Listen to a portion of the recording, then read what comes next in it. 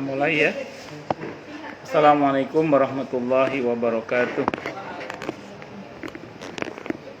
Bismillahirrahmanirrahim. Alhamdulillahirabbil alamin. Wa bihi nasta'inu ala umurid dunya waddin. Wassalatu wassalamu ala asyrafil anbiya'i wal mursalin. Sayyidina wa habibina wa syafi'ina wa qurrati a'yunina wa maulana Muhammadin wa ala alihi wa ashabihi wa dzurriyyatihi ajma'in, amma ba'd. Asyhadu an la ilaha illallah wa asyhadu anna Muhammadar Rasulullah wa ufawwidu amri ilallah, innallaha basirum bil ibad. Hasbiyallahu la ilaha illa huwa alaihi tawakkaltu wa huwa rabbul arsyil azim. Qala Allah ta'ala fi kitabihil karim hikayatan an nabiyillahi Musa alaihi salam. Rabbi syrah li sadri wa yassir li amri wahlul 'uqdatam min lisani yafqahu qawli. Para asatidzah, para ibu-ibu sekalian, hafizani wa hafizakunallah. Wabil khusus sahibatul bait Ibu Anti, yang semoga beliau beserta keluarga besarnya, jamaah taqi tahfuzi seluruhnya juga, semoga selalu dalam naungan rahmat, barokah, perlindungan serta bimbingan Allah Subhanahu wa taala. Amin Allahumma amin insyaallah. Dan untuk Uni Zurma kita doakan beserta keluarga yang ditinggalkan oleh putranya, semoga Allah memberi kekuatan kesabaran yang berlipat-lipat, dan semoga putra dari almarhum Allahyarham siapa namanya? Giovanni. Panggilannya? Giovanni Ion Ananda. Semoga putra dari Yusuf putranya Yusuf itu. Oh iya, anaknya Mas Gio. Kita doakan juga semoga putra yang ditinggalkan ini juga ditulis takdir terindahnya oleh Allah Subhanahu wa taala, diperbaiki nasibnya oleh Allah Subhanahu wa taala, sehingga menjadi anak yang sukses dunia akhiratnya, selamat dunia akhiratnya, bahagia dunia akhiratnya, dan dipermudah segala urusannya oleh Allah fi dini wa dunya wal akhirah. Wabil khusus untuk Allahyarham Mas Gio, kita doakan semoga Allah lapangkan kuburnya, Allah jadikan kuburnya taman-taman surganya, dan semoga beliau termasuk yang Allah seru dengan seruan, ya ayyatuhan nafsul mutmainnah irji'i ila rabbiki radiyatan mardiyah fadkhuli fi ibadi wadkhuli jannati, serta Allah terima amal kebaikannya dan Allah ampun segala dosa-dosanya. Amin Allahumma amin insyaallah. Rahimahullah rahmatan wasi'ah wa rahimallahu kullal muslimin. Amin Allahumma amin insyaallah. Sekarang kita halaman berapa, Bu? Tahu? 178.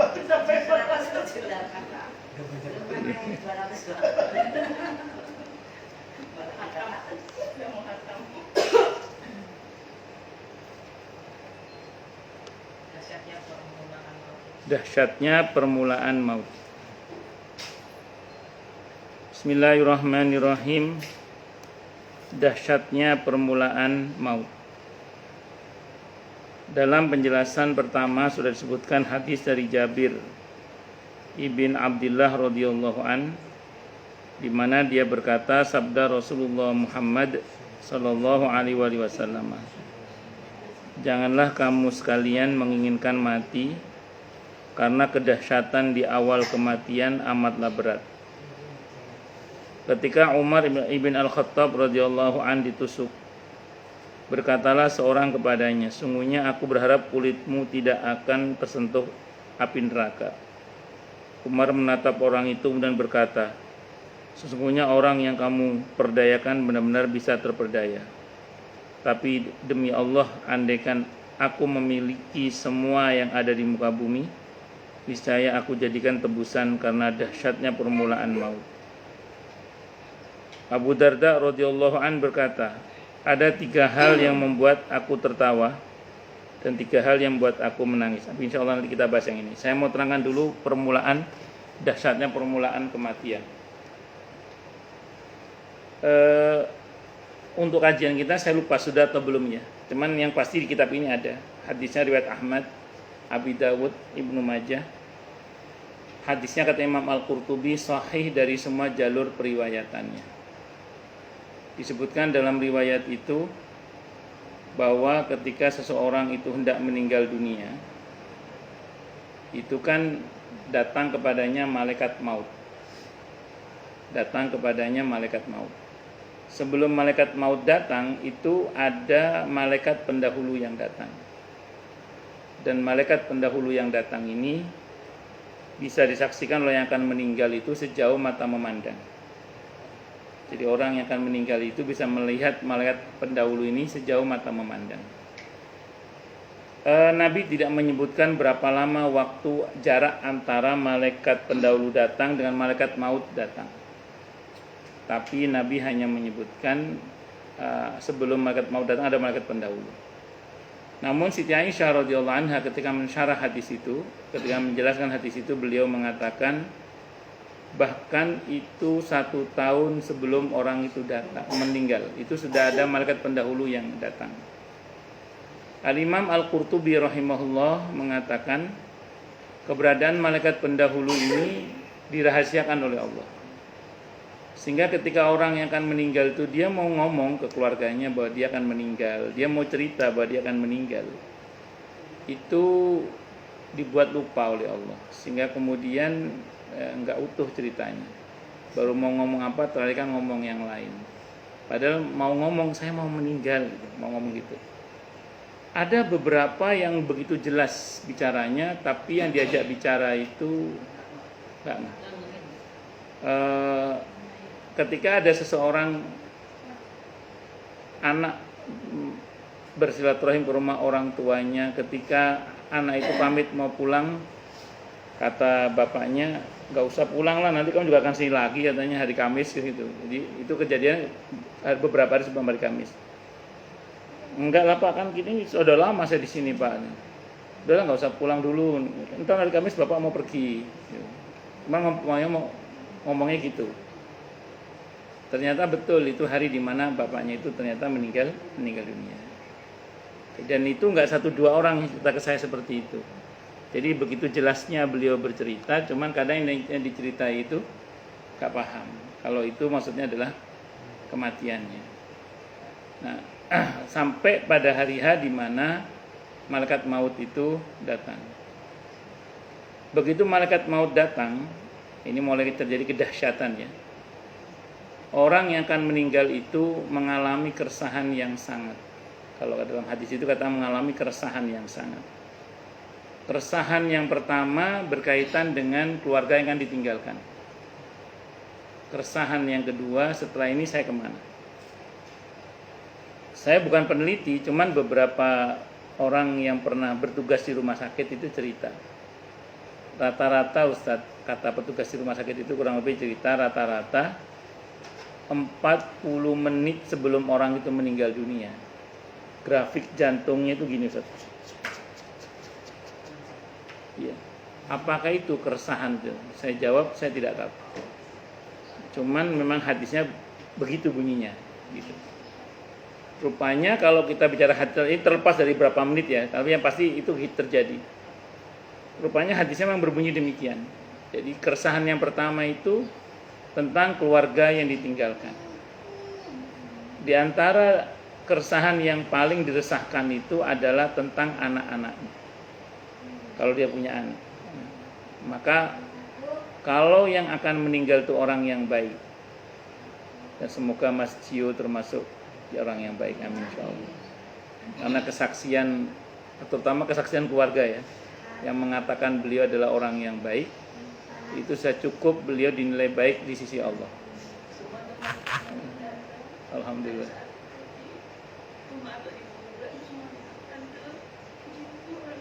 Masya Allah, alhamdulillah. Itu, iya, Masya Allah. Iya.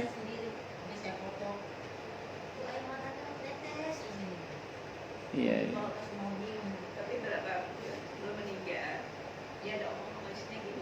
Iya Bu. Iya. Ini kita ngomong aja ya, kalau saya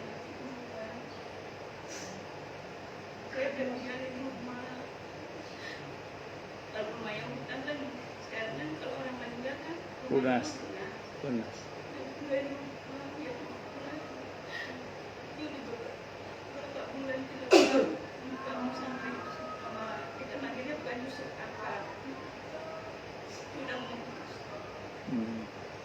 Jadi sudah mengisyaratkan itu ya.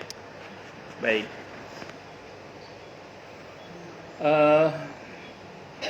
Baik, saya teruskan ya. Maka keresahan tentang anak-anak itu ditenangkan oleh para malaikat yang menemaninya selama ini sambil berkata, Anda nggak usah khawatir, anak-anak Anda, keluarga Anda dibaikan oleh Allah keadaannya karena kebaikan Anda. Ini yang selaras dengan firman Allah dalam Al-Quran di surah An-Nisa ayat 9 itu. Wal yakhshal ladzina law taraku min khalfihim dzurriyyatan dhi'afan khafu 'alaihim falyattaqullaha wal yaqulu qawlan sadida.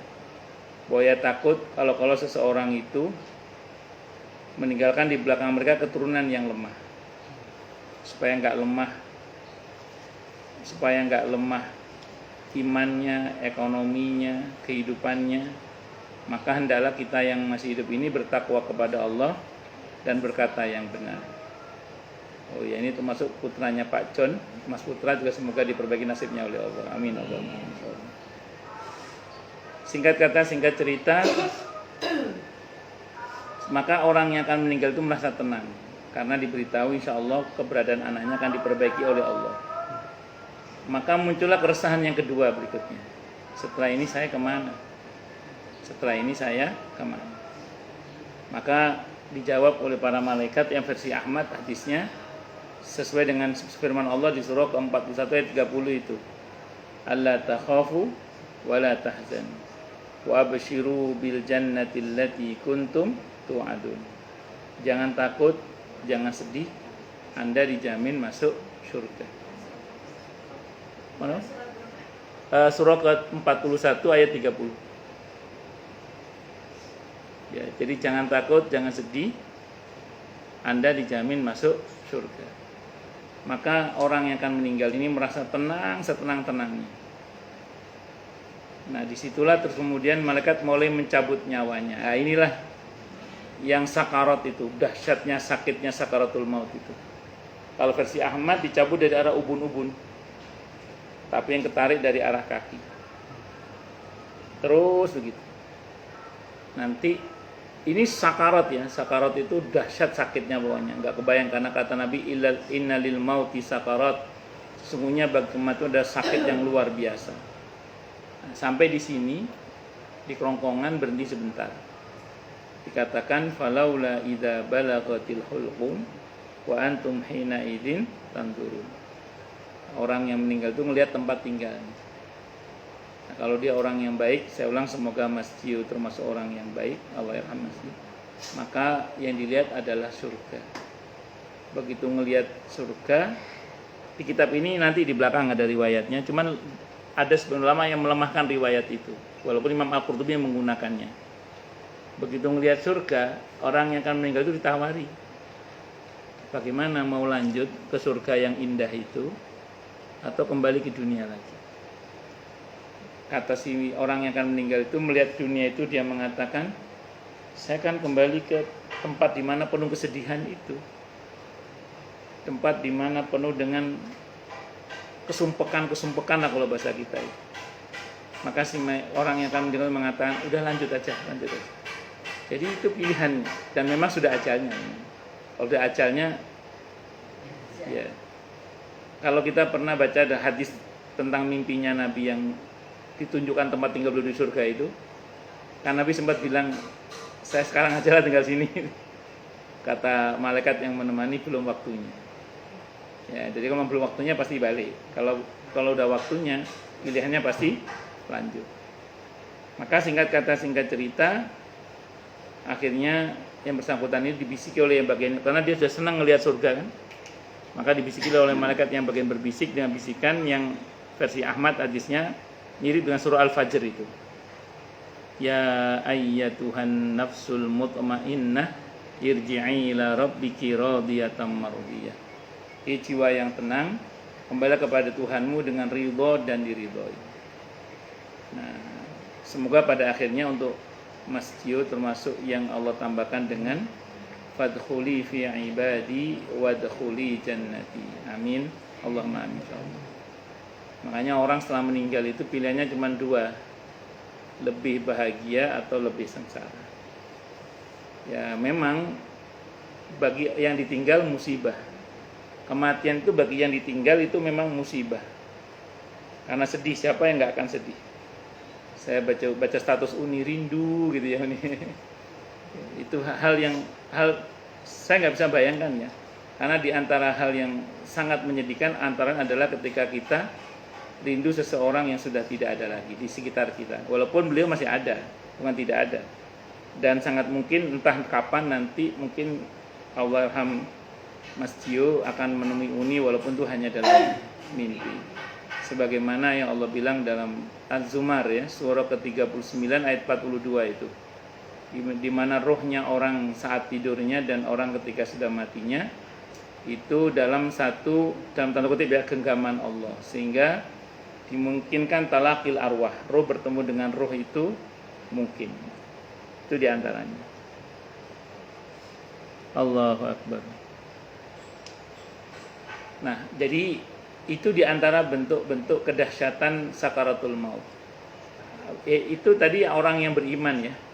Kalau orang yang kafir, orang yang zalim, itu lain lagi itu. Datang juga malaikat pendahulu. Cuman malaikat adab. Kalau malaikat adab ini, kata Imam Al-Qurtubi beliau berkata, orang yang nggak paham dikira itu jin. Karena bentuknya yang serem itu. Orang yang nggak ngerti dikira itu apa? Jin.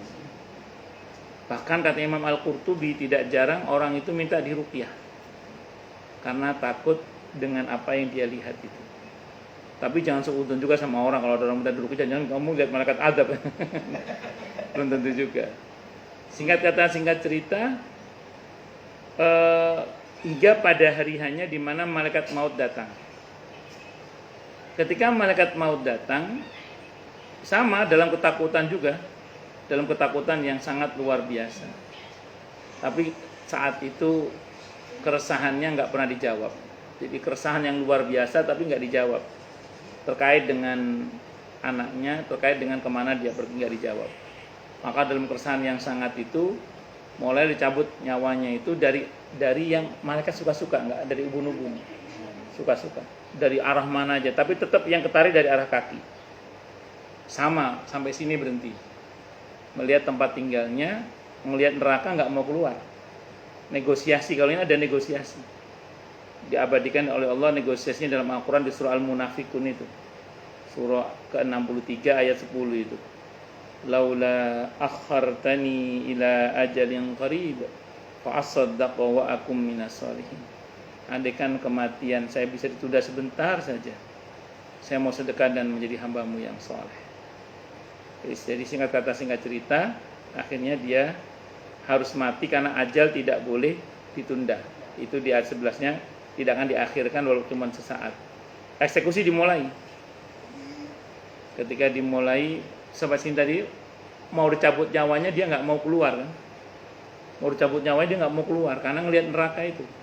Maka dipukul oleh malaikat. Al-An'am ayat 93. Surah Muhammad ayat 27. Dipukul, dipaksa keluar. Iya, sehingga kemudian dia ya terpaksa keluar, bukan mau keluar, terpaksa dia keluar sambil dibentak. Ya ayyatuhan nafsul khabithah. Jiwa yang busuk, ayo keluar, dipaksa keluar. Akhirnya dia pun mati dalam badan su'ul khatimah. Na'udzubillahi min syarri dzalik. Allah. Semoga untuk kita mati yang indah ya. Amin. Husnul khatimah, syahid di jalan Allah Subhanahu wa taala. Karena kalau hari ini kita mendoakan Mas Cio, bisa jadi besok kita yang didoakan. Jadi kita semua harus persiapan, karena mau atau tidak mau kita lanjut ke alam berikutnya, namanya alam barzakh. Karena kita ini bukan penduduk bumi, kita ini penduduk akhirat yang masih tinggal di bumi. Jadi saya ulang, kita ini bukan penduduk bumi, tapi kita ada penduduk akhirat yang masih tinggal di bumi. Saya pikir tadi apa ini? Enggak.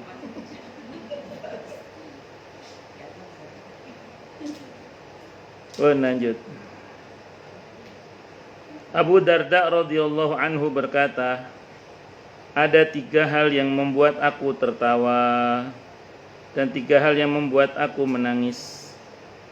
Aku tertawa melihat orang yang mendambakan dunia padahal dia dikejar kematian. Jadi ada orang sibuk dengan dunia lupa mati. Jadi orang sibuk dengan dunia apa lupa mati. Kadang orang itu ngatain orang yang sibuk di masjid, sibuk beribadah kepada Allah, itu dengan mengatakan itu orang kok ibadah terus apa, dia nggak butuh hidup apa. Maka kita juga berkata kepada mereka yang lalai dengan akhirat, yang mengatakan ada orang kemaruk kerjaan, kita katakan itu orang sibuk dengan dunia apa nggak akan mati apa. Jadi sebenarnya dalam agama itu ada 2 lalai ya, ada 2 lalai. Pertama, ada orang yang kemaruk dengan akhirat, lupa dunia, itu juga ada. Tapi ada juga orang yang kemaruk dengan dunia, lupa akhirat. Cuman Allah mencelanya itu beda. Kalau untuk orang yang sibuk dengan akhirat, lupa dunia, itu Allah cuman bilang gini, wala tansa nasibaka minad dunya, jangan lupakan bagian kamu di dunia. Kalau seolah-olah Allah mau bilang, ingat kamu punya anak, kamu punya istri, kamu punya orang tua, kamu punya saudara, ya, itu satu. Tapi kalau berkaitan dengan orang yang sibuk dengan dunia, lupa akan akhirat, itu cukup keras juga teguran Allah dengan mengatakan alhaakumut takatsur. Sungguh telah melelahkan kalian banyaknya harta itu. Alhaakumut takatsur hatta zurtumul maqabir. Hingga kalian sampai datang ke kuburan. Orang itu nggak akan ada habisnya sampai mati baru selesai. Ada yang mengatakan mereka berbangga dengan dunia karena masih kalah saing dengan yang lain. Akhirnya dia datang ke kuburan, dia tunjuk itu kakekku, itu nenekku, itu buyutku, itu nggak bisa membanggakan yang ada, membanggakan yang sudah tidak ada. Tapi kata Allah, hatta zurtum kalla sawfa ta'lamuna summa kalla sawfa ta'lamun. Kalau sibuk dengan membanggakan dunia, ingatlah ada masa di mana kamu akan tahu hakikat semuanya itu, di mana begitu tahu dan sadar tapi latarawunnal jahim, sudah ngelihat neraka, naudzubillah min dzalik. Maka jangan sampai kita itu begitu tersadar sudah mati, atau begitu tersadar sudah di depan neraka, naudzubillah. Kalau bisa sadar dari sekarang. Makanya dua hal ini sebenarnya kurang tepat. Sibuk dengan akhirat melalaikan dunia, sibuk dengan dunia melalaikan akhirat. Cuman kalau untuk melalaikan dunia itu Allah cuma tegurannya ringan. Wala tansa nasibaka minad dunya, jangan lupa bagian kamu di dunia. Nah, tapi kalau lalai akan akhirat itu tegurannya agak keras gitu. Ancamannya soal bisa neraka. Itu bahkan bisa jadi kalau orang sibuk dengan dunia nggak dapat bagian di akhirat nanti. Wala tansa nasibaka minad dunya, Rabbana atina fid dunya wa ma lahu fil akhirati min khalaq. Nanti di akhirat dia bisa nggak dapat bagian apa-apa dia. Nah, terus gimana? Jadikan dunia ini sebagai sarana kita untuk menuju alam berikutnya, akhirat. Karena Islam tidak mengajarkan kita anti dunia, karena memang tidak ada perjalanan menuju ke akhirat kecuali melalui dunia. Orang yang lalai padahal berikutnya orang yang lalai padahal dia tidak pernah dilalaikan. Jadi ada orang yang lupa padahal dia tidak pernah dilupakan. Artinya apa? Orang yang lalai sehingga dia menjauh dari Allah dan dia tidak pernah lupa dan dia lupa bahwa apa yang dia lalaikan itu tercatat dengan baik. Jadi ada orang lalai dari akhirat padahal kelalaiannya akan akhirat itu tercatat dengan baik. Itu yang sering saya sampaikan, di antaranya begini. Kalau hari ini kita merasa lelah karena beribadah kepada Allah, ketahuilah bahwa nanti di akhirat kita akan lebih lelah lagi kalau hari ini kita menjauh dari Allah. Kalau hari ini kita lelah karena mendekat kepada Allah, ketahuilah bahwa nanti di akhirat kita akan lebih lelah lagi kalau menjauh dari Allah sekarang. Itu yang juga ulama pernah mengatakan, mendekat kepada Allah itu memang melelahkan, tapi ternyata jauh dari Allah itu lebih melelahkan. Ya monggo dipilih, mau lalai akan akhirat, lalai akan Allah, tapi semua akan tercatat karena semua itu akan dibayar. Sambil contoh misalnya, ini Bu Rita gabung, mau ucap salam ini Bu Rita, gabung.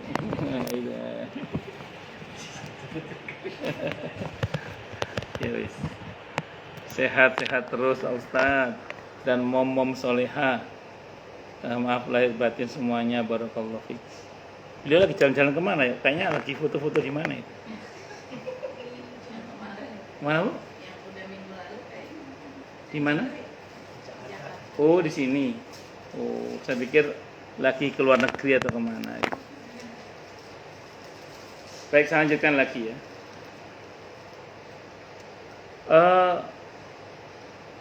Tadi dikatakan bahwa ketika seseorang itu semalaman tahajud misalnya, capek apa enggak itu? Capek. Kalau semalaman dugem, lebih capek lagi ya.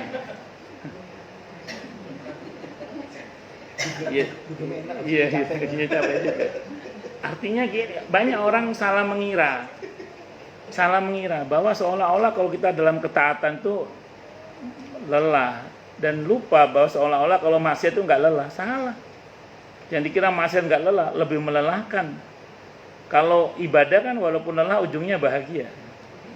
Kalau mereka yang bermaksiat kan seperti minum air garam yang tidak pernah ada selesai hausnya, akan terus ya.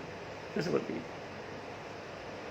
Pokoknya lelah yang tak berkesudahan itu maksiat itu. Nah, kita kerja cerdas, kerja keras, tanggung jawab, menafkahi keluarga, tanggung jawab bayar utang misalnya. Capek enggak? Capek. Tapi terhormat kita. Daripada yang lari dari tanggung jawab, tipu sana tipu sini, selindut sana selindut sini, malah capek. Mending gagah hadapi tanggung jawab. Itu lebih terhormat, walaupun capek tapi terhormat daripada yang tidak bertanggung jawab. Makanya jangan salah memahami bahwa seolah-olah wah capek juga ya jadi orang baik ya. Jangan salah, jadi orang jahat itu lebih capek lagi. Kan lebih capek lagi gitu. Itu seperti itu. Karena pernah ada anaknya jamaah saya itu ngomong ke ibunya, disampaikan ke saya. Kata anak saya, Ustadz, jadi orang baik itu capek mah katanya. Terus saya tanya balik, emang kalau jadi orang jahat nggak capek? Sama, capek juga kan? Karena dituntut sana, dituntut sini, dikejar sana, dikejar sini. Karena hakikatnya manusia itu Allah ciptakan fi kabat, dalam kelelahan. Tinggal kita aja mau berlelah-lelah dalam ketaatan atau berlelah-lelah dalam keputusasaan. Sebentar, Bu Ivon sama siapa tadi Bu Ivon? Oh, tapi bukan jalan sendiri ya? Oh iya. Iya, kalau saya yang kepikiran kalau boleh jalan sendiri. Iya. Iya lupa Siva ada pasangannya, lupa sekarang. Biasanya kan Siva yang wah iya. Geng. Lanjut. Dan orang yang tertawa dengan makanan sepenuh mulutnya sedangkan dia tidak tahu apakah Allah meridhoi atau memurkainya. Jadi beliau merasa heran dengan sebagian orang yang tidak menfilter apa yang dia makan. Halal haramnya enggak dipedulikan. Padahal dari makan itu ada ridho Allah, dari makan itu ada murka Allah. Perkara yang sepele tampaknya, tapi disitulah ada ridho Allah dan murka Allah. Ketika kita peduli dengan yang halal dan yang haram, sehingga kita berhati-hati dalam makan dan minum, selamat kita. Tapi kalau kita serakah dan tidak peduli terkait dengan hal haram, bisa celaka kita. Maka bersyukurlah bagi siapapun yang peduli dengan halal haramnya makanan. Sebenarnya tidak hanya makanan, nanti yang lain-lainnya juga. Karena intinya itu satu. Yang kita inginkan kan ridho Allah. Bagaimana omong saomong kita Allah ridho. Jadi berbuat apapun harapan kita Allah ridho. Itu harapan kita. Kalau kita begitu terus, insya Allah selamat. Adapun yang buat aku menangis ialah berpisah dengan para kekasih, yaitu Nabi Muhammad sallallahu alaihi wasallam dan para pengikutnya. Ya tadi, bagi orang yang ditinggal, kematian itu memang musibah. Karena sedih, saya ulang kayak Uni pasti sedih. Namanya seorang ibu ditinggal oleh putranya. Namun bagi beliau sendiri, bagi Mas Cio sendiri, Allah yarham, bisa jadi saat ini beliau semoga ya lebih bahagia. Karena setelah meninggal itu pilihannya cuma dua, lebih bahagia atau lebih sengsara. Apalagi kalau doa dari Uni sebagai ibunya nggak henti-hentinya untuk Mas Cio, Allah yarham insyaallah. Belum lagi doa kaum muslimin seluruhnya insya Allah. Dimakamkan di mana Uni? Oh di Plumpung. Oh itu ya dekat Diskum itu. Ada pemakam bukan? Oh belakang Basura.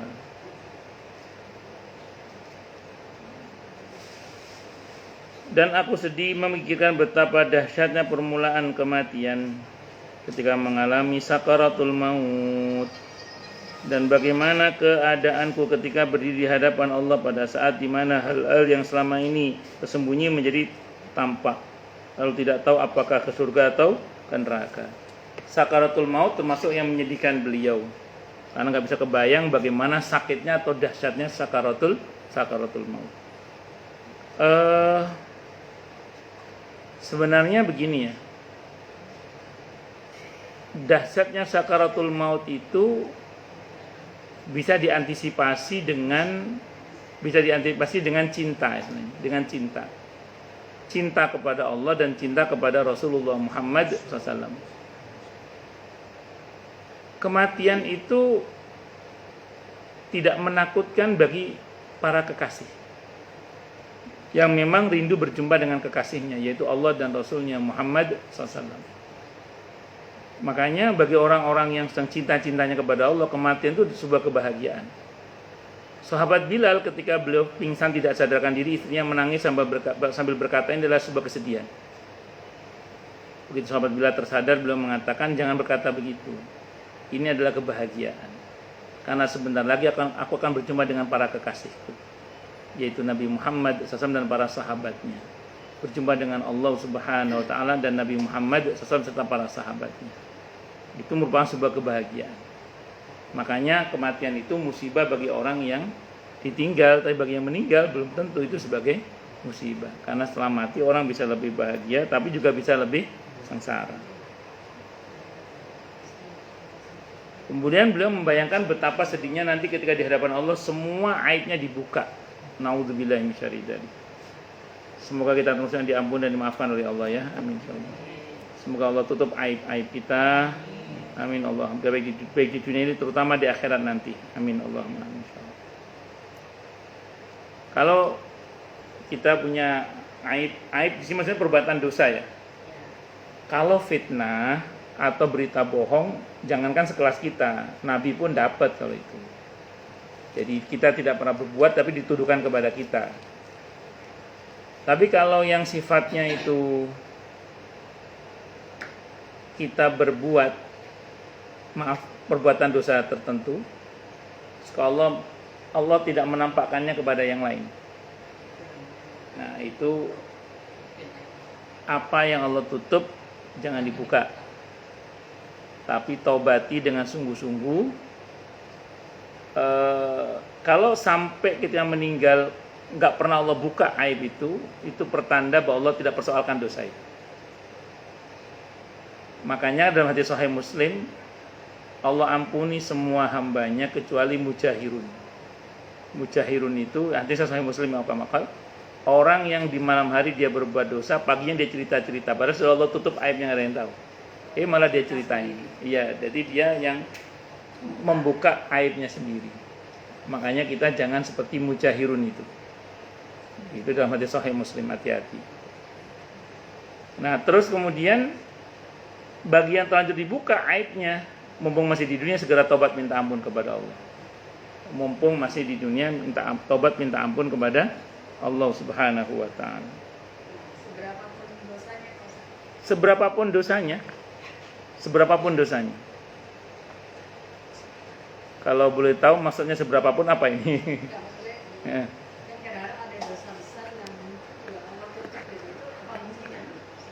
Bagus.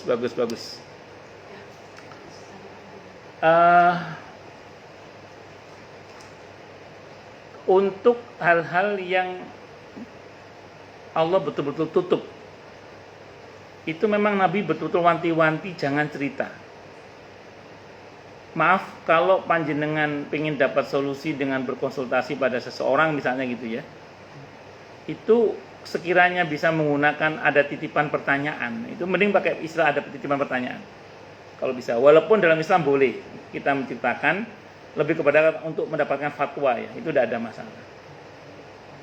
Itu saking pentingnya kita itu tidak membuka apa yang Allah tutup.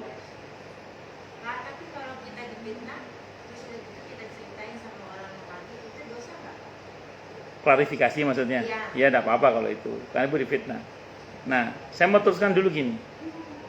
Ketika seseorang itu kemudian bocor, jadi apa yang dirahasiakan oleh Allah itu ternyata bocor, baik oleh ulah dia karena kejahilannya, atau kan kadang perbuatan dosa nggak sendiri. Ya bisa berdua, berempat, bisa bersepuluh. Yang lain cerita. Berarti bocor. Karena bocor berarti ya segera tobat minta ampun kepada Allah. Harus segera minta ampun kepada Allah. Iya, karena berarti kan bocor juga kan? Berarti enggak. Iya, makanya tadi berarti Allah berkehendak dibuka ini. Karena Allah berkehendak dibuka, berarti segera tobat minta ampun pada Allah. Itu aja sih sebenarnya. Ada dosa kita di masa jahiliyah tadi satu Yeah. yang mungkin berat gitu dosanya gitu. Iya. Mungkin sampai saat ini ada yang terluka gitu. Iya. Nah, apa itu berlaku juga berarti Allah untuk ayat kita sampai perbuatan dosa kita yang berat sekalipun. Iya, asal kita rawat dengan taubat. Itu kalau itu saya dengar perkataan sabda Nabi ada dalam fikih sunat Sayyid Sabiq di bab tentang zina. Beliau bersabda begini, bab tentang zina itu. Beliau bersabda begini, bagi yang berzina silakan pilih kata Nabi. Mau lapor, tidak apa-apa, nanti saya hukum kata Nabi. Atau diem, gak usah cerita, diem, tobat, gak usah cerita, diem, tobat. Jadi silakan pilih kata Nabi, lapor, tidak apa-apa, nanti saya hukum. Atau diem, tobat, gak usah cerita-cerita. Bahkan Nabi itu ketika ada sahabat yang lapor kepada beliau bahwa dia telah berzina, itu Nabi gak langsung percaya. Nabi sampai bersabda begini, mungkin kamu cuman gesek-gesek di luar aja kali kata Nabi di hadis itu. Betul di hadis itu gitu. Tidak ya Rasulullah, masuk kata sahabat itu. Masuk ya Rasulullah, masuk seperti masuknya timba ke dalam sumur. Sampai begitunya. Saking Nabi itu nggak mau langsung mengiyakan laporannya dia. Kenapa? Karena kalau bisa itu diam tobat itu loh maksudnya itu. Diam tobat. Tapi kalau masih terus ya beda bab lagi nanti itu. Makanya saya ulang, apa yang Allah tutup jangan dibuka, ditaubati. Stop itu. Sekiranya nggak perlu cerita sama orang, nggak usah cerita. Bagi terlanjur dibuka, harus segera bertobat minta ampun kepada Allah. Bagi yang terlanjur dibuka itu seperti itu. Wallahu a'lam bishawab. Karena untuk dosa besar memang dituntut tobatnya, makanya tetap harus tobat. Bisa seorang perempuan yang berzina terus Ya. Nabi udah, tapi kan meninggalkan, tiba-tiba dia ketemu di sama Nabi kan, ya udah kamu nunggu sampai dulu, baru balik lagi. Terus setelah itu melahirkan balik dulu. Iya, susuin dulu. Nah, itu gimana? Ya itu, itu yang dihukum, termasuk yang dihukum akhirnya dia itu sampai meninggal. Begitu ada beberapa sahabat yang merajam dia itu sambil melaknati, kata Nabi, janganlah tal'anuha, jangan kamu laknati dia. Ini perempuan ini kalau tobatnya bisa dibagi ke 70 orang, dan antara kan cukup saking hebatnya tobatnya dia. Tapi ada juga kan laki-laki yang datang kepada Nabi terus melaporkan dia telah berzina, terus Nabi mengabaikannya, nggak dihiraukan sampai datang waktu sholat berjamaah, mereka sholat akhirnya. Terus Nabi bersabda kepada para sahabat, coba cek orang ini gila apa tidak. Begitu dicek ternyata dia nggak gila. Terus kata Nabi, kamu tadi ikut jamaah nggak sama saya? Ikut ya Rasulullah. Tadi Jibril datang kepada saya, Allah udah ampuni kamu. Ya, tapi itu khusus buat dia aja. Kita nggak boleh terus kalau gitu nanti zina, sholat jamaah, selesai, nggak bisa. Tetap ada aturannya. Ya gitu ya, gitu. Ya istilahnya yang lalu biarlah berlalu, ilam maqad salaf. Sekiranya tidak perlu diceritakan, jangan diceritakan. Stop, tobat, hentikan. Kata-kata tersebut diriwayatkan oleh Ibnu Mubarak di mana dia katakan telah mengabarkan kepada kami bukan hanya seorang dari Muawiyah ibn Qurrah.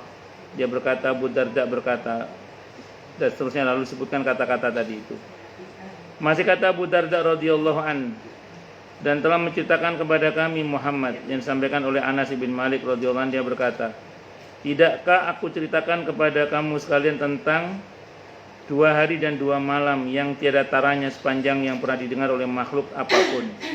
Itu hari pertama kali datangnya pembawa berita dari Allah Ta'ala kepadamu. Apakah dia membawa kabar tentang ridhonya atau murkanya. Dan hari dihadapkannya kamu ke hadirat Tuhanmu sambil mengambil buku catatan amalmu ketika dengan tangan kanan ataukah dengan tangan kirimu. Malam pertama mayit menginap dalam kubur dan yang sebelumnya sama sekali tidak pernah menginap di sana. Dan malam yang esok harinya disusul dengan hari kiamat. Jadi ada keadaan-keadaan yang enggak bisa dibayangkan keadaannya itu. Pertama ketika Allah mengabarkan kepada kita tentang apakah kita masuk surga atau masuk neraka. Tadi kelasnya awal di sini. Tidak bisa kita bayangkan bagaimana keadaan kita saat itu ketika Allah mengabarkan kita apakah masuk neraka atau masuk surga. Semoga untuk kita semua surga ya. Amin insyaallah, mudah-mudahan. Untuk Mas Yu juga amin insyaallah. Dan gak kebayang oleh kita tentang bagaimana ketika seseorang itu menerima catatan amalnya, apakah dengan tangan kiri atau dengan tangan kanan. Semoga kita termasuk yang tangan kanan atau dari arah depan. Amin Allahumma amin insyaallah. Dan gak kebayang bagaimana kemudian kita pertama kali menginap di alam barzah kita, di alam kubur kita untuk pertama kali. Siapa yang menemani kita saat itu? Amal kita, sesuai dengan statusnya Bu Ivon kemarin.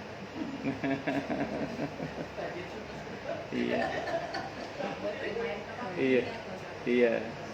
Dalam hadis Sahih Muslim, ketika seseorang meninggal dunia, 3 yang menemani, 2 kembali. Yang kembali adalah harta dengan keluarganya, yang menetap adalah amalnya. Pertanyaannya gini sebenarnya Bu ya. Sebenarnya amal itu menemani kita dari kapan sih? Dari saat sekarang. Iya, dari sekarang. Jangan dibayangkan amal itu menemani kita setelah kita mati nanti, enggak, dari sekarang. Bukankah istighfar ada faedahnya? Bukankah zikir la ilaha illa anta subhanaka inni kuntu minadh-dhalimin ada faedahnya? Bukankah sedekah juga ada faedahnya? Bukankah silaturahim ada faedahnya? Bukankah hadir majelis ada faedahnya? Dan faedah itu pada sebagiannya Allah berikan di dunia ini, cashnya nanti di akhirat. Dan jangan salah, di barzah pun nanti amal itu akan menemani. Ustaz, saya mau nanya. Ya. Begitu selesai ajannya itu Pak, ajan subuh, itu katanya beristighfar lah. Terus banyak sampai sebelum subuh. Iya.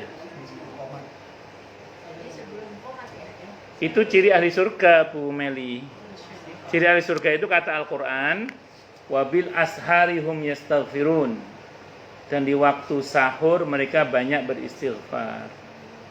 Jadi kalau kita rajin bangun sholat malam di waktu sahur itu sepertiga malam akhir, itu waktu sahur namanya, itu kita banyak beristighfar, itu kita udah pegang 1 tiket masuk surga itu. Tapi tiketnya nggak cuma itu, banyak tiketnya, salah satunya itu. Jadi paling enggak kalau kita udah sering beristighfar di waktu-waktu sahur itu, insya Allah potensial kita masuk surga insya Allah. Walaupun saya ulang, tiket surga tidak cuma itu, ada banyak yang lain di antara. Saya kira itu Meli. Nah, amal itu menemani kita dari sejak sekarang hingga nanti menghadap kepada Allah. hingga nanti menghadap pada Allah. Itu amal itu menemani kita, karena dia bagian dari diri kita, karena dia cahaya yang membentuk badan kita nanti. Bahkan yang milbaas, badan kita dibentuk oleh Allah berdasar informasi amal nanti. Yauma idzin tuhaddisu yauma idzi yasdurun nasu ashtata liyurau a'malahum. Jadi kalau khususan seperti ini bentuknya sekarang, itu berdasar informasi genetika kedua orang tua beliau. Nanti nun sewu bentuk fisik beliau di akhirat dan kita semua berdasar informasi amal. Cuman benihnya tetap khususan dari tulang ekor. Ya, itu benihnya dari situ tetap. Benihnya tetap dari situ, tapi bentuk tubuh kita berdasar informasi amal kita. Jadi Mas Fadli Umar nanti nggak kayak gini lagi. Berdasar sesuai dengan bentuk, sesuai dengan amalnya. Ya intinya, tapi tenang nggak akan pangling, tenang aja. Karena ruh itu saling mengenal. Istrinya kan ya, betul ya? Iya. Yang keponakannya Uni yang siapa Pak? Oh iya. Masya Allah. Makanya Uni dekat sekali ya. Jadi singkat cerita, kalau kita bicara ini, semua amal kita itu bahkan nanti di akhirat menjadi diri kita itu. Termasuk fasilitas yang ada di mahsyar hingga di surga nanti. Itu kembali pada amal kita di antaranya. Ustaz katanya rahmat Allah. Ya betul, rahmat Allah, tapi ingat, untuk meraih rahmat Allah kita mesti beramal. Ya, saya kira ini bisa saya sampaikan, semoga bermanfaat. Monggo silakan yang mau tanya dulu. Mas Umar. 2 kali sih. Nggih, Mas Fadli dulu apa Umi dulu? Dikit. Dikit. Jadi dua kali saya sih belum dapat jawabannya. Yeah. Kenapa ketika kita tuh tidak boleh dikubur, nggak boleh berdampingan dengan orang kafir. Jadi kalau orang Islam, orang Kristen, itu kenapa Pak Ustaz? Apakah dari yang penjelasan Pak Ustaz, apakah nanti ketika dia di alam kubur bisa melihat ini, jadi pas melihat dia akan itu ada di mana gitu atau gimana? Baik. Jadi gini, kalau di kitab ini diterangkan, termasuk di dalam kitab Ar-Ruhul Qayyim rahimahullah, punya tetangga yang buruk itu tidak enak. Nah, sehingga kalau kita meninggal atau seseorang meninggal dimakamkan di makam orang kafir, itu sedikit banyak Muslim itu akan terganggu. Terganggu kenapa? Karena yang sebelah kan diadab. Nah, adab itu memang kejadian di alam barzah, cuman terasa sampai di kuburannya.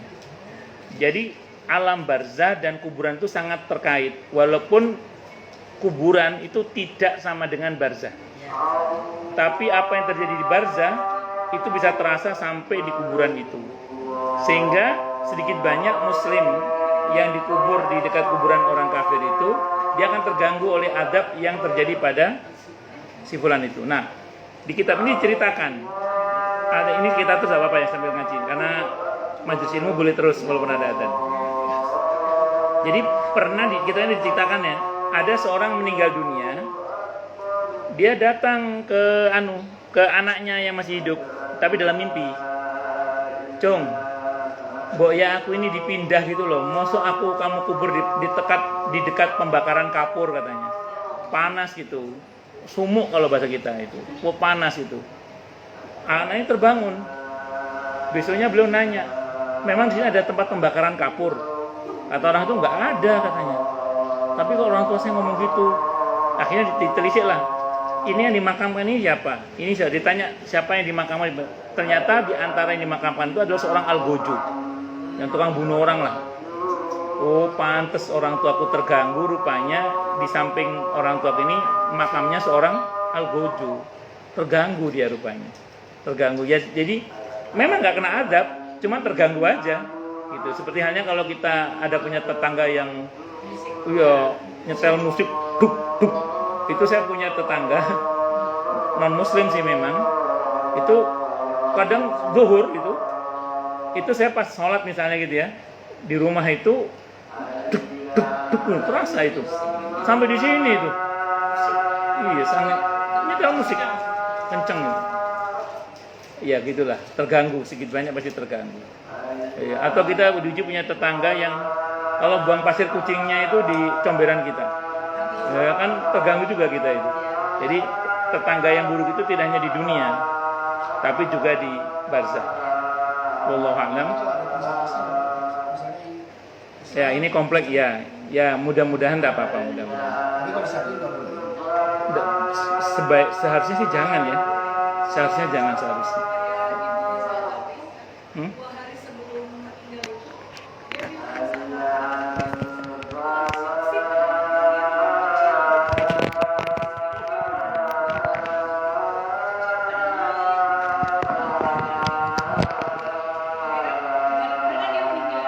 sama pas selesai penguburan kita lihat di sekelilingnya itu ada bayi ukuran kecil. Oh, masya Allah, sudah nyambut calon tetangganya, sudah nyambut duluan. Iya, iya, iya. Orang yang akan meninggal itu tanpa dia sadari, dia sudah berada di 2 alam sekaligus. Ya, tanpa dia sadari. Karena satu kesadarannya masih kesadaran dunia, tapi sebagian kesadaran sudah masuk ke itu yang seringkali tadi Imam Al-Qurtubi dawuh, orang yang nggak paham karena dikira itu jin. Sehingga kadang minta diruqyah segala, orang yang nggak paham. Padahal itu malaikat pendahulu. Tapi bisa jadi yang itu tadi calon tetangganya udah dinyambut terlebih dahulu. Oh, ternyata begitu nih. Monggo Bu Umi.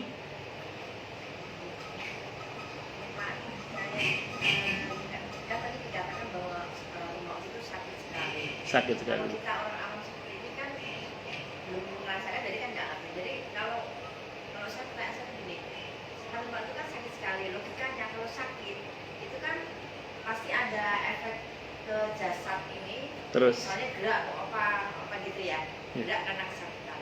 Nah, tapi ternyata saya pernah lihat itu ada orang meninggal tapi hanya tidur malam terus hilang gitu, apakah beliau itu termasuk yang ya walaupun tetap sakaratul maut tapi beliau karena mungkin orang baik atau bagaimana kayak dia tidak merasakan atau bagaimana? Oke, kalau di kitab ini diceritakan itu orang yang meninggal itu dipegangin oleh para malaikat.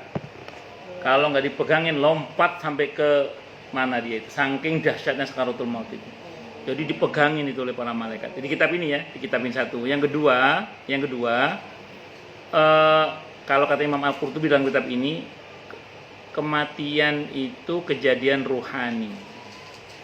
Kadang fisik mengecoh. Makanya kita nggak boleh gampang seudon juga sama orang. Misalnya, ada orang pas meninggal tampak seperti kesakitan. Padahal kata Imam Al-Qurtubi itu bukan ruhnya yang sakit. Yang sakit itu jasadnya karena dia punya penyakit fisik. Ada juga orang kafir misalnya, nampak matinya dia tenang gitu. Senyum. Kata Imam Al-Qurtubi, itu fisiknya aja yang nampaknya dia baik, padahal ruhnya tersiksa. Itu bisa juga kata Imam Al-Qurtubi. Makanya, tapi untuk orang kafir ada tambahnya sih Bu. Kadang dia terlampau baik sehingga kebaikannya belum terbalas semuanya. Maka Allah kasih cash pembalasan sebelum dia mati, yaitu dengan mati yang indah. Karena nanti di akhirat dia tidak akan mendapatkan balasan lagi. Nah, itu ada yang berkata begitu. Imam Al-Qurtubi berkata begitu. Nah, jadi makanya kita tidak boleh terkecoh dengan tampilan fisik saat orang itu meninggal dunia. Yang kita imani adalah ya memang kematian itu memang sakit, kecuali Bu orang-orang yang dikecualikan oleh Allah. Ingat ketika Nabi menjelang wafat, apa sabda beliau di antaranya? Timpakan seluruh sakitnya umatku kepadaku. Maka sangat mungkin ada orang-orang tertentu yang ketika kematian dia tidak merasakan sakit. Maka apa kata Siti Aisyah radhiyallahu anha? Sehingga sependek yang saya pahami ya. Akamakal, sejak aku menyaksikan dahsyatnya proses wafatnya Rasulullah Muhammad SAW itu, setelah itu aku tidak heran lagi kalau ada orang yang meninggal dunia tidak merasakan sakit. Karena memang beliau udah bilang, timpakan seluruh sakitnya umatku kepadaku. Karena ketika beliau mulai dicabut nyawanya, kata beliau, sebentar, ini apa ini? Kata Nabi, apa ini? Kata malaikat maut, ini sakarat ya Rasulullah. Sakit ya Rasulullah. Umatku bagaimana? Umatku bagaimana? Nabi itu mikir gitu, umatku bagaimana? Sakil alayya, timpakan kepada kata Nabi semua sakitnya umatku. Maka Siti Aisyah setelah melihat dahsyatnya wafatnya Rasulullah Muhammad SAW, setelah itu aku kalau lihat ada orang meninggal tidak heran lagi. Misalnya dia nggak sakit, tidak heran lagi. Kenapa? Karena memang Nabi sudah pernah. Cuman kan masalahnya kita termasuk yang dijamin apa tidak gitu loh. Masalahnya kan gitu. Makanya tetap harus berharap dan beramal terus soalnya gitu. Karena kita tidak tahu itu. Saya kira itu. Wallahu a'lam bishawab. Oke, monggo nih. Ini waktu dia itu kan saya kan nggak nungguin ya, juga di ruang ICU itu. Oke. Terus dapat kabar, dan dia tuh termonitor di ruang suster. Ternyata dia tiba-tiba si dokter suster itu ngomong, jadi dia kejang-kejang, terus dibawa di bidang dikasih alat semua ya. Iya. Saya bilang ke manusianya mungkin dia itu waktu sekarang maksudnya pas lagi kejang-kejang itu mungkin dia terus aja. Iya. Iya. Tiba-tiba dikabarkan ini apa suami ibu nafasnya berhenti katanya gitu, dibawalah ke ruang itu intensif itu kan sampai sekitar 50 menit juga ditunjuk-tunjuk itu saya nafas. Apakah dia waktu sekarang makan pada saat dia kejang-kejang dulu kan sudah langsung cepat kan yang udah nggak sadarkan diri sampai dinyatakan dia meninggal. Iya. Itu bisa jadi nggak kalau Ya, sakaratul maut itu bisa terjadi dengan sangat cepat sekali Uni. Ya bisa jadi juga seperti yang Uni bilang saat kejang-kejang itu itulah proses sakaratul mautnya. Sambil contoh gini Uni. Ketika Asia alaihissalam, Siti Asia alaihissalam hendak dilempar kepalanya oleh Fir'aun, itu kan pas mau dilempar oleh Fir'aun dengan batu kepala Siti Asia kan tersenyum. Apa kata Fir'aun? Gila ini, mau saya lempar pakai batu dia senyum. Padahal Asia itu nggak ngelihat batunya Fir'aun, dia ngelihat surga. Makanya dia senyum. Dan dalam riwayat itu diceritakan sebelum batu itu mengenai kepalanya Siti Asia ruhnya udah keluar. Iya. Nah, bisa jadi oleh Mas Cio juga sama. Saat diambil tindakan itu bisa jadi sudah tidak ada nyawanya beliau. Ya, tapi namanya medis pendekatannya diupayakan. Ya. apakah takdir itu takdir kematian Ya. dan tidak bisa diduga dan tidak bisa dikubur ya. Terus Uni. Kan saya waktu jalan masuk rumah sakit Pak Juman terus saya udah tanyakan umurnya, tapi ternyata kan nggak banyak umur nggak bisa karena akhirnya udah berjumpa ya. Ya. Terus seorang ibu minta supaya emang nggak ada tawar-menawar. Baik, saya mau terangkan dulu. Ajal itu tidak bisa dinegosiasikan kalau sudah datang. Kalau belum datang, sebenarnya ajal itu masih bisa dinegosiasikan. Sambil contoh gini misalnya. Ini ada dalam kumpulan, nanti saya terangkan kenapa Mas Yu akhirnya juga wafat. Maaf, usia berapa beliau wafat? Mau 3. Oke, 34. Saya mau terangkan dulu gini. Di dalam hadis, kumpulan Sahih hadis Qudsi, Nabi Adam saat melihat Nabi Daud dalam bentuk ruh saat itu, beliau tertarik sama Nabi Daud. Kata Allah, ini usianya pendek, hanya 40 tahun. Kata Nabi Adam, ya Allah boleh nggak saya sumbang pakai umur saya? Biar menjadi 100 tahun. Nabi Adam 1000 tahun jatah umurnya. Nabi Daud disumbang umurnya Nabi Adam 60 tahun. Hadisnya Sahih, ada kumpulan Sahih hadis Qudsi. Kalau ibu punya buku Sahih hadis Qudsi, di situ ada hadisnya. Oleh Allah disetujui, oke, disetujui. Akhirnya ditambahlah umurnya menjadi 100 tahun. Makanya Nabi Adam meninggal itu 1000 tahun kurang 60 tahun. Saat malaikat maut datang, kata Nabi Adam, loh kok sudah datang kan belum waktunya. Anda lupa ya, bahwa yang 60 tahun Anda sumbangkan kepada Nabi Daud. Ini cukup sebagai dalil yang sahih, bahwa secara kuantitas ajal bisa ditambah. Sehingga, tapi dengan catatan asal belum datang ya ajalnya. Satu dulu. Sehingga pernah nggak ada orang ngomong gini, ya Allah daripada dia yang mati mending saya aja deh. Akhirnya benar dia yang meninggal, yang itu bisa jadi itu terjadi, bisa jadi. Nah begini Uni, insya Allah doa Uni itu dikabulkan oleh Allah dalam bentuk dua diantaranya mungkin kemungkinannya. Pertama, bisa jadi aslinya Mas Cio itu meninggalnya nggak sekarang Uni, tapi beberapa tahun yang lalu. Udah Allah